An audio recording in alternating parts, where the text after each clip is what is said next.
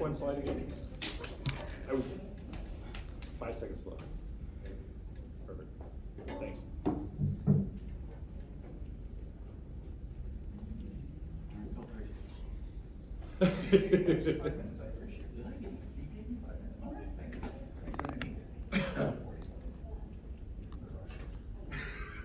Are you gonna send rush it? I'm gonna SEM rush it. So I'm just gonna shift rush it, dude. So everybody, I just want to let you know, so if you listened to everything that Jason just said, he just poured out some freaking magic, okay? A lot of the techniques that he talked about are very advanced. So if you want to become a great spam fighter, just literally follow everything that you just said. If not, then just reach out to me. Okay. So, hi, everybody. So, we are talking basically about the yin and the yang here with GMB. The two biggest things that we have to deal with is we have to deal with spam, fake reviews, fake listings, lead gen networks, things like that. The second side of the equation, because spam is frustrating, but what's even more frustrating is when your listing or your client's listing goes offline. When that happens, you get a lot of, well, actually, there's a slide about that, so we're gonna hold on that. So the first question I have before I get into my presentation is, who here has dealt with a suspension? Okay, excellent. Who here has dealt with a reinstatement? Who here has beat their head against the wall until it was bloody because you didn't get reinstated? Wow. We're just beating against the walls in general. Yeah. All right. Oh, yeah, I mean, there was a lot of beating the head against the wall with GMB, but Well, this is SEO, so that happens quite often. Yeah. So, all right, well, good. That's great. That's excellent. So we're just going to go over a bunch of stuff here about reinstatements and my business. Okay.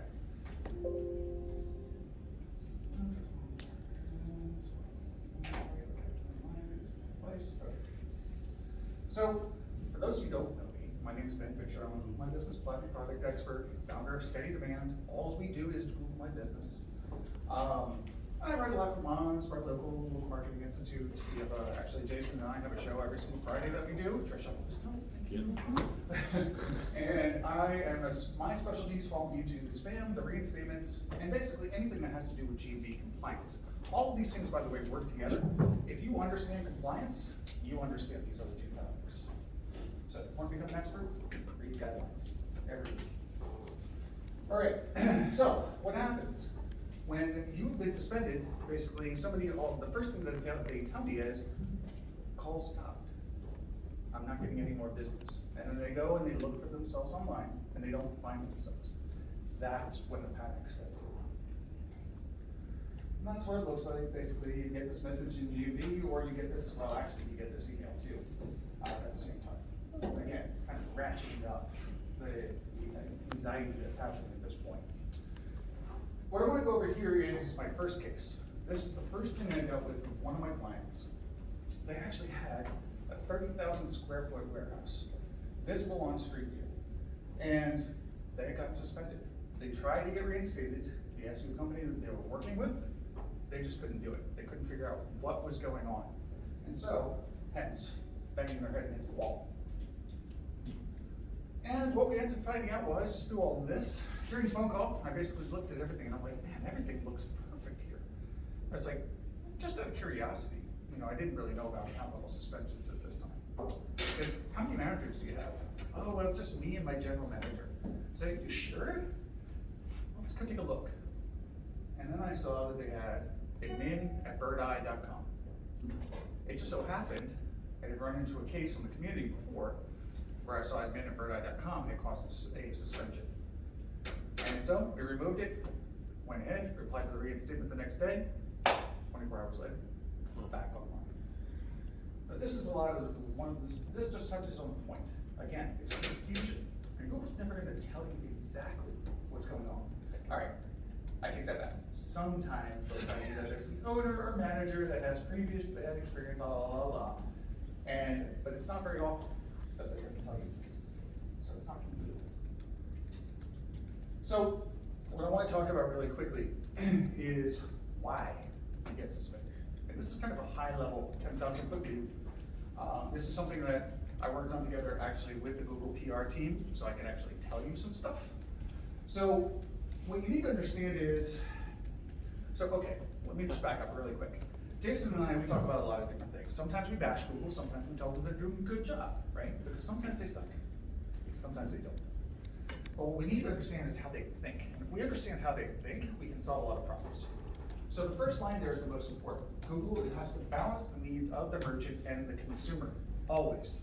That is when they do something, this is why. And they know that businesses make mistakes. And Google, they know that they make mistakes, okay? And so what ends up happening a lot is you'll end up getting a false positive, okay? Where sometimes you'll see a restaurant go down, or something like that. And sometimes you'll see, well, garage door company sometimes, which will go dark, right? But it's a real one. And they go, why did I get taken out? We're gonna get into that, it's called sweep. And also they know that a lot of merchants and SEOs, come on, we know this, follow the leader. Well, they're doing it, sorry, not pointing at you directly. But they're doing it, so why can't I do it? And they're getting away with it, why can't I do it? And I've addressed them, and they're still doing it. Google knows this. So, what we're gonna do is we're just gonna get into a couple things. Jason touched on a lot of this already. So, this again, well, we hear this a lot when we're doing reinstatements. And they're like, no, this is totally legitimate. This is my real business. This is my business name. That's probably not their business name. We can see this, by the way, Google will accept 300 characters in your name. Don't. Okay. So, on the flip side of that, there's other things in the guidelines, for instance, that makes it so nobody is immune to a Google My Business suspension. Case I worked on in point, East Coast, huge mall. They came to me right before, about a week before Black Friday. They're like, we have no idea why our mall is no longer on maps. I looked in it, saw their categories, they had a restaurant in there. They tried to get a GMB listing for the food court and this slide. Not allowed. I Google My Business. These are not individual business entities. They're just features, POIs. All right, so another reason is that it could be something like this. It could be a sweep, or it could be somebody like me and Jason, and that is what happens. So the next thing is, Jason was talking about this, an account level suspension. Account level suspension can not only happen for being a bad actor when it comes to suggested edits. I use suggested a bad actor in a little bit of a loose way, because again, most people kind of don't know. But it can also happen when you have a pay-per-click company, or your pay-per-click company. Your pay-per-click account gets banned. You don't know it, okay? Because you can get a soft suspension with an AdWords account as well.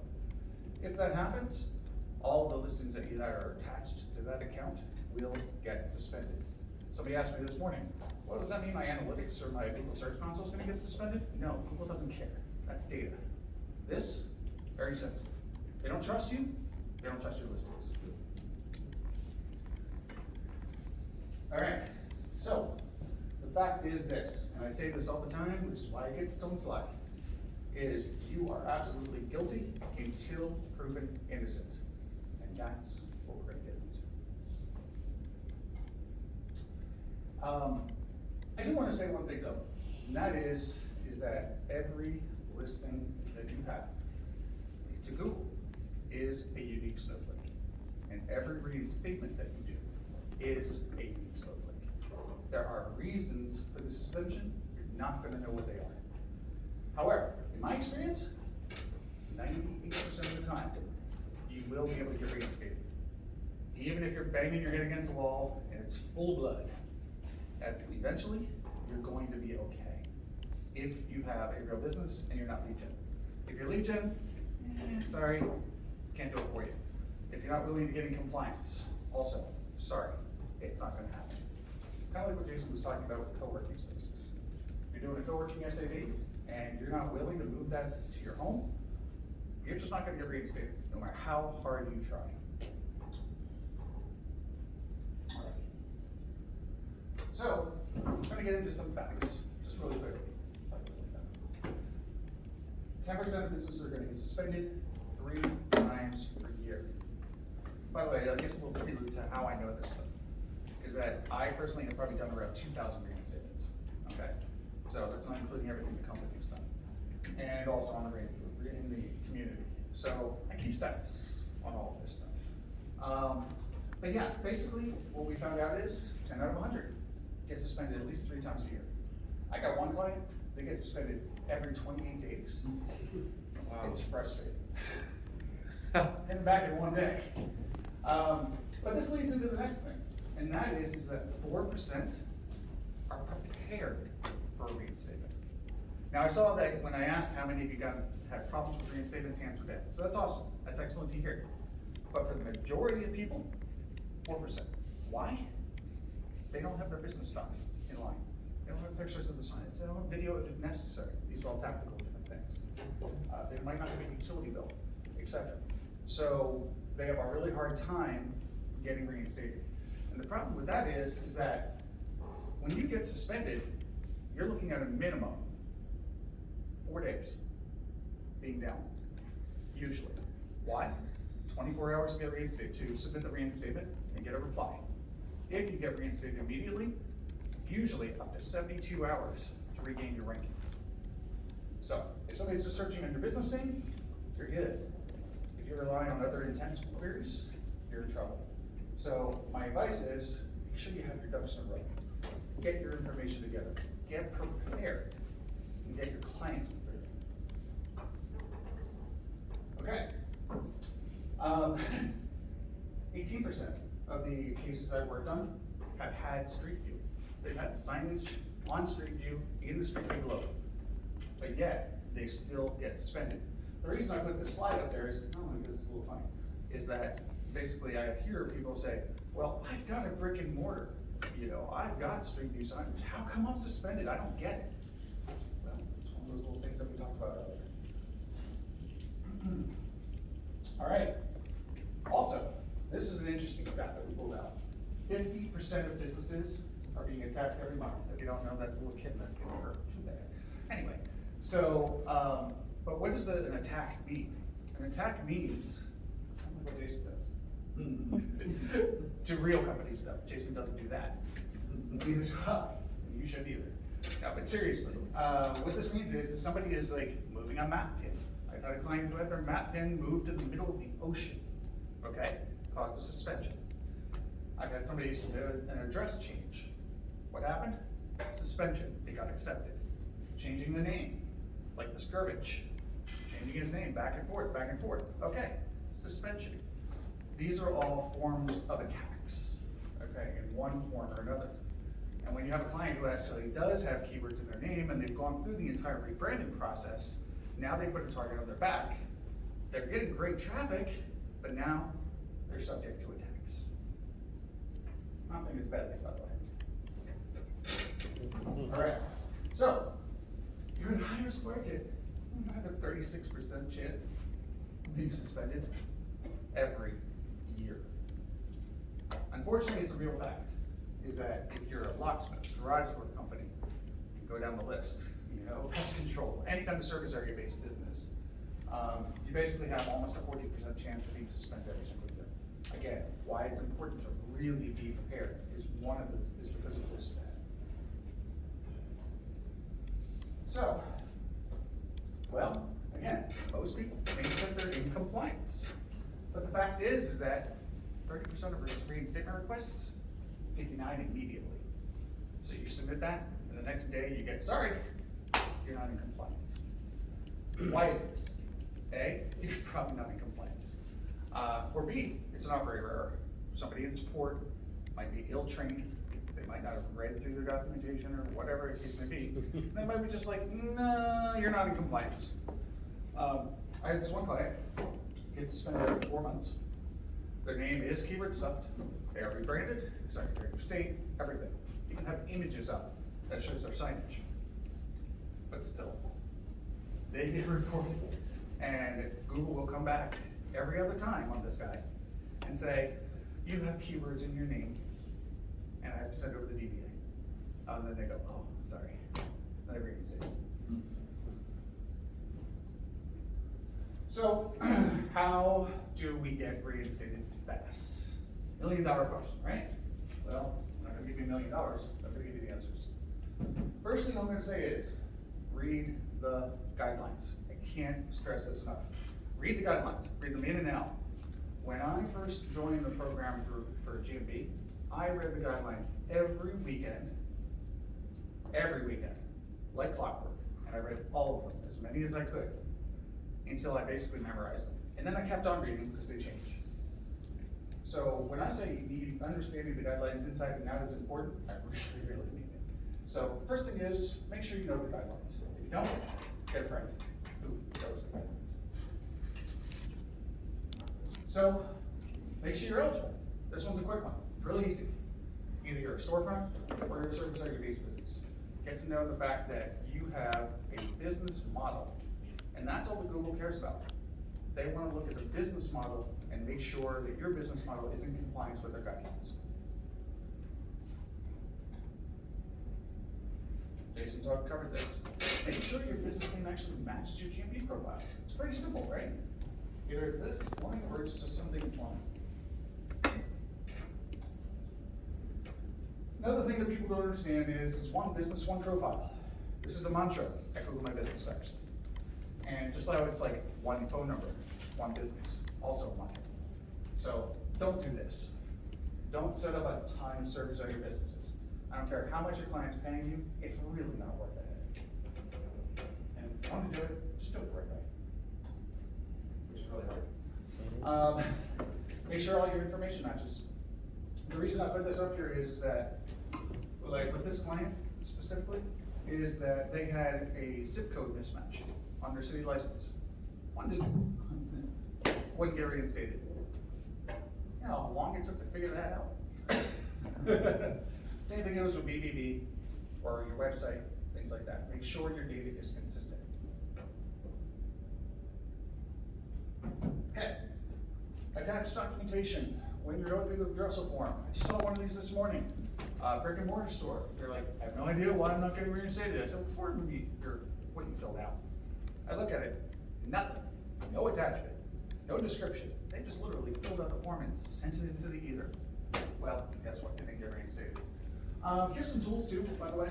So make sure that, because you've only got 30 megs at this point to upload something, and video is not going to do it, and sometimes your images and PDFs are too big. So you can use uCompress for videos or AGIC to JPG. Will help kind of compress the images. If it's an iPhone image, that's why you want the AGIC to JPG, because GMB cannot read HEIC formats. So no Loom or something like that? You can use Loom actually, and you can also put the Loom link in the description too. They're supposed to read the links. But they might not, so. Sometimes No, that's what I'm asking. Yeah. So, and if they don't, just kindly reply. All right. Okay. So, well, what to do? Use the reinstatement form, of course. Don't just get the contact form. It doesn't work that way. They will tell you to use the reinstatement form, and if you did that, you just cost your customer another day of form. So, what not to do? Don't freak out. Okay. We hear this all the time, to the point where it almost becomes annoying. Sometimes 20 times a day. Where somebody goes, I've been in business for 20 years, I've got 500 5-star glowing reviews, 10% are fake. And on top of that, I pay Google $30,000 a month. Don't care.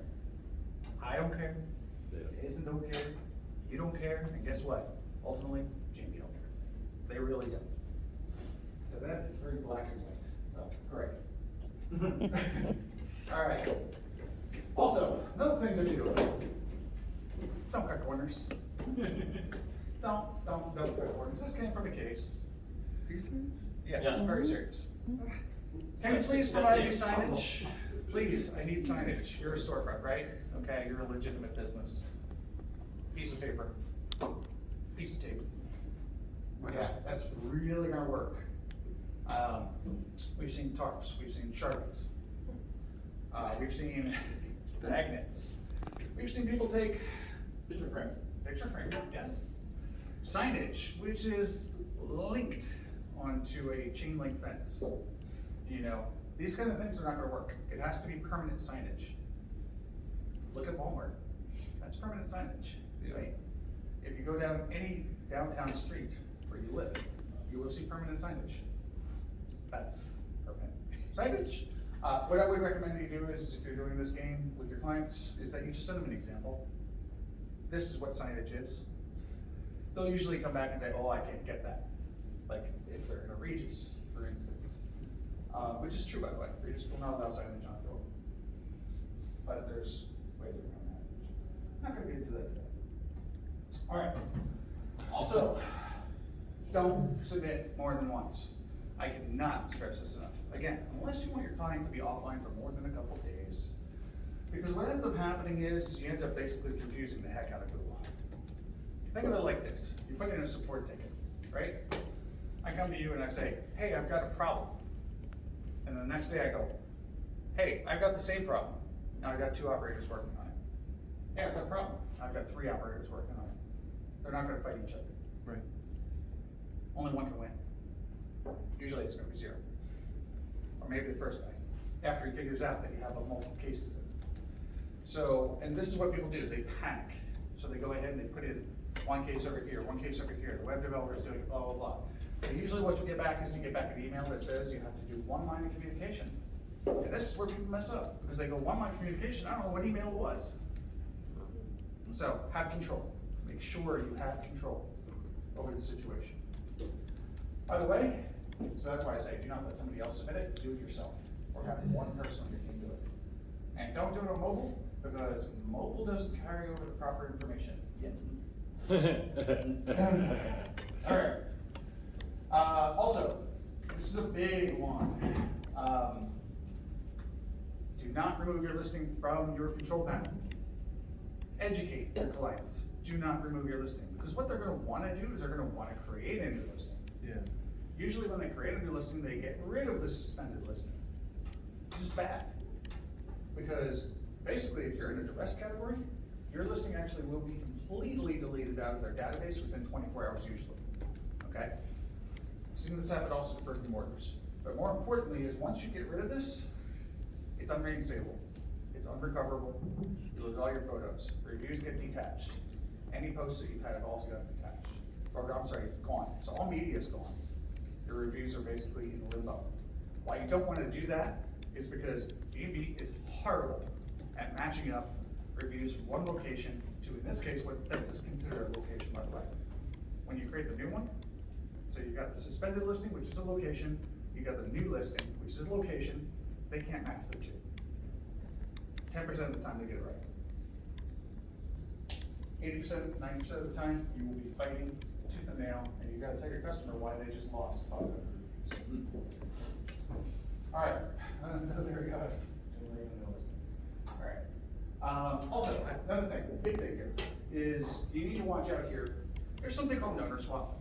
We do it in very certain circumstances. It's very tactical in nature, which I'm not gonna get into today. But the other thing that people will do is they'll be like starting to think like, oh, I need to do this, or I need to do that, I need to remove this owner and remove that. Don't freak out. Let Google come back to you and tell you what's going on first. Once you submit that reinstatement form, you need to literally walk away. And that gets back to this. Don't make any changes. You make your changes, then you submit the reinstatement form and you walk away. Unfortunately, too many people want to go back in and deal with it. Change the service area, change the address, do this, do that. You're doing nothing but causing confusion. Google's going to come back and say, we don't know what's real. Forget it. So, yeah, just literally walk away. All right. And then finally, when you are reinstated, I should have put this also as a first slide because it's the first thing that you need to do is take a chill pill. But it's also the last thing you're going to need to do is send your submission, walk away, look at it in the morning. Reinstatements usually come in right around 6 a.m. Pacific Standard Time, usually. And just be patient and wait for it. If you don't get it within 24 hours, wait for it. If you don't get it in 3 days, you better call somebody for help. There's something deeper going on. like blacklisted account or something like that. So, but don't worry about it. And more importantly, if it's your client, tell them to just relax. Things are gonna be okay. They don't need to email you every single day or every single hour. We've seen that. Yeah. You know, we get it, we understand, your business is on the line, you can't pay your mortgage, right? Understood. Closest is usually over dramatization. But at the end of the day, a merchant is feeling a lot of pain. And our job is to help cure that pain. So sometimes you have to play psychologist. Sometimes you have to just say, look, trust me, it's gonna be all right. You're going to get reinstated. Use that stat. 98% of businesses get reinstated, okay? Just use that. It works a lot. And yeah, that's it. So, if you need to reach me, steadyman.com, the social dude, and if you want a bunch of these resources, just go to GMB Freebie. There's a lot of stats there, and there's even more. If you have any questions, feel free to reach out to me on Twitter. My DMs are always open.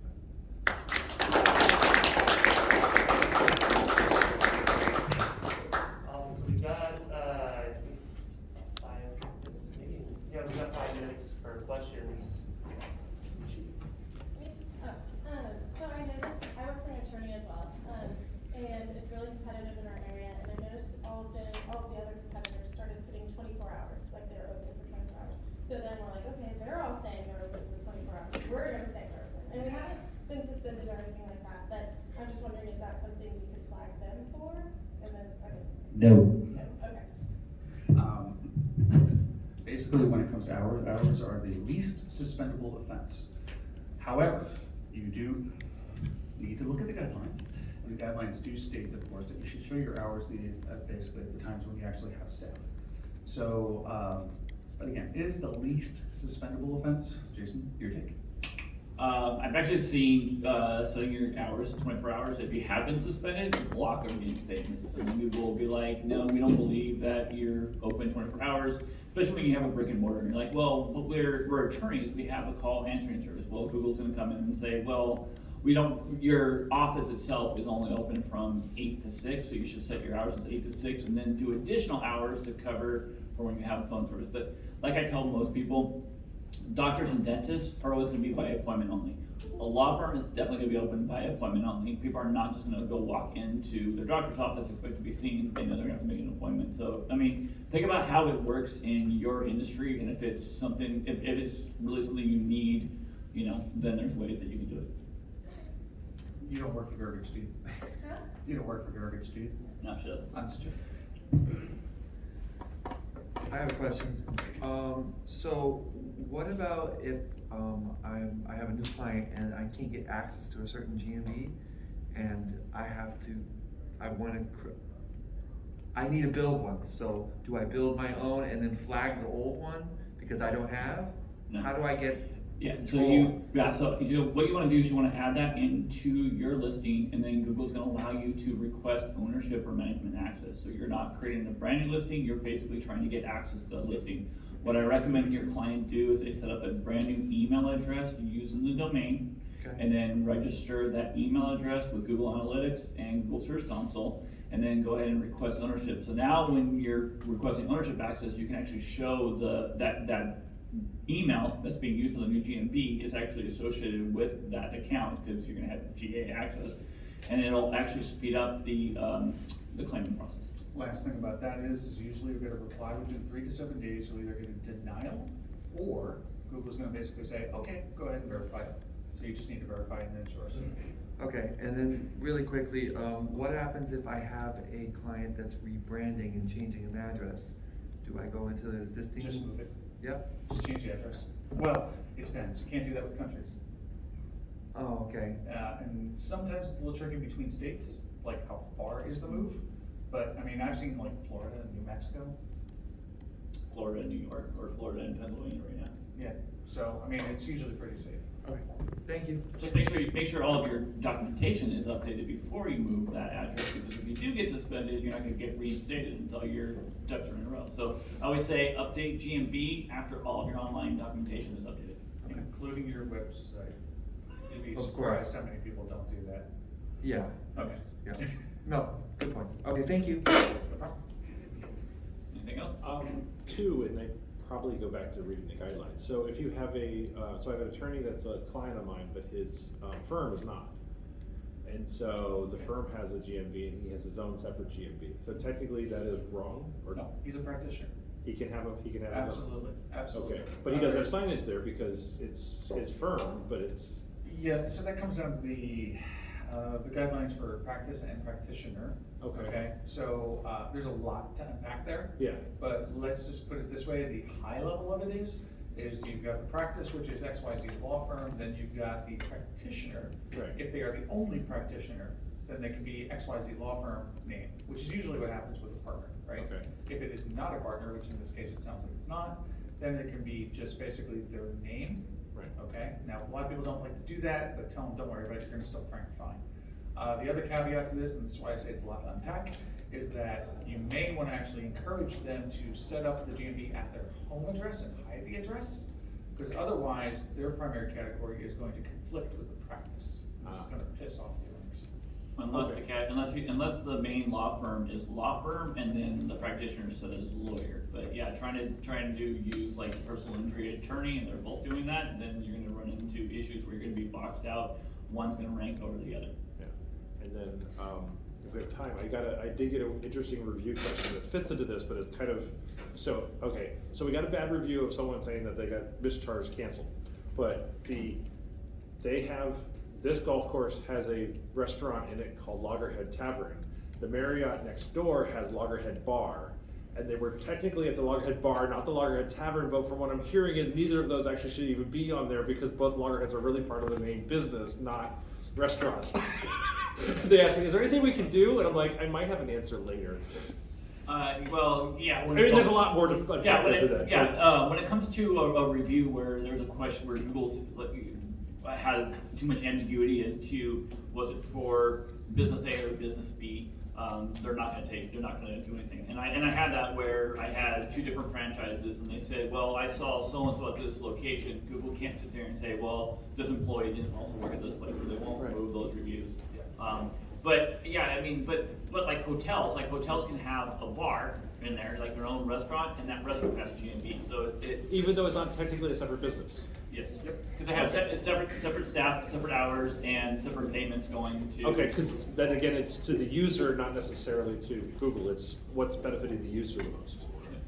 Well, Okay. all right. That's our time, so I see the next panel coming in, so thank you guys. Thank you very much.